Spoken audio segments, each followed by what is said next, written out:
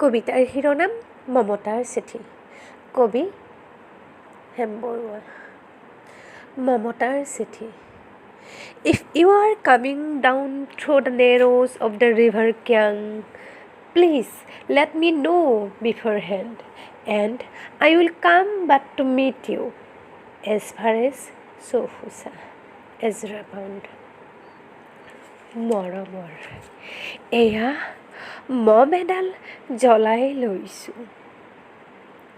আজি বহু দিনৰ মূৰত তোমালৈ চিঠি লিখোঁ বুলি বাহিৰৰ উৰুঙা বতাহ চাকে মমডাল আহি কবাইছেহি।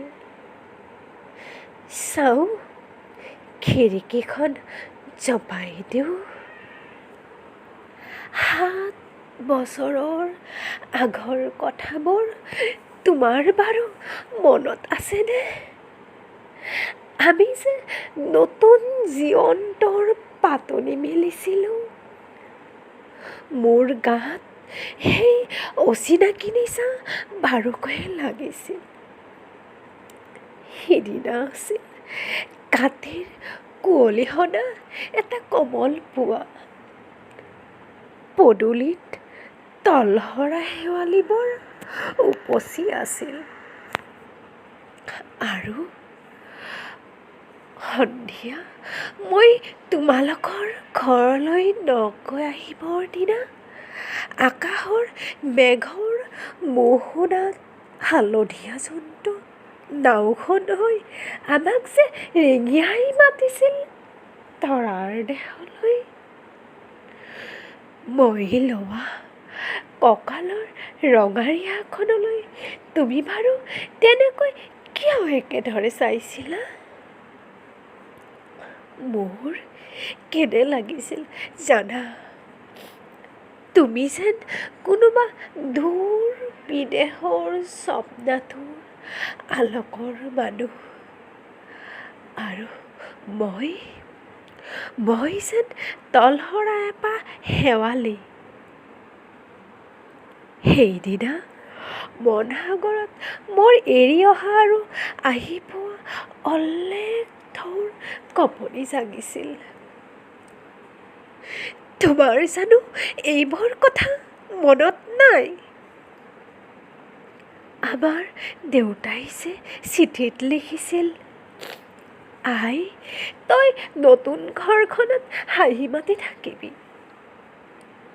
এইবোৰ 7 বছৰৰ আগৰ কথা। মোৰ যে সকলোবোৰ পুৰাণৰ সাধু যেন লাগে।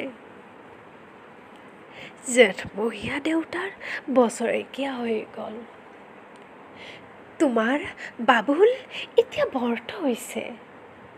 তাৰ ওপৰ পাৰিত এধানিমান ডালিম গুটি যেন দাঁত অকণি গজিছে।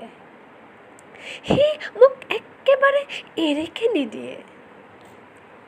কেতিয়াবা মোৰ যে ইমান খং উঠে, তুমি নাই নহয় সেইকাৰণে।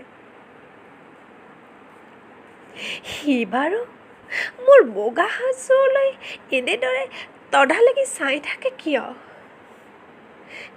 তাৰ উপজাৰে পৰা এইযোৰ কাপোৰ চিনাকি, সেইকাৰণে নহয়। বাবুল এতিয়া বৰ্ত হৈছে বুজিছা, আৰু ডাঙৰ হ'লে তাক স্কুলত নাম লগাই দিম। সি আঁতৰি থকা সময়খিনি মোৰ যে বুকুখন তেনেই উদং হৈ থাকিব ভাই। আৰু কি লিখিম, বিশেষ একো নাই। মোৰে শপত, তুমি যিদিনা উলটি আহিবা মোক আগতীয়াকৈ জনাবা দেই। মই ভংদৈ দি ফটিয়াই গৈ বুঢ়ালৈতৰ বুকুৰ পৰা তোমাক ৰিঙিয়াই মাতিম। তুমি যিদিনা উলটি আহিবা মোক আগতীয়াকৈ জনাবলৈ নাপাহৰিবা দেই। মৰম ল'বা। ইতি তোমাৰ মমতা। পুনং। এইবাৰ বুজিছা, মাঘৰ বিহুৰ মেজিৰ জুইকুৰা বৰ ৰঙাকৈ জ্বলিছিল। আমাৰ আইতাৰ কলি ছাগলীজনীৰ 2টা পোৱালি জগিছে। এটা সোঁত বগা আনটো পখৰা। ধন্যবাদ।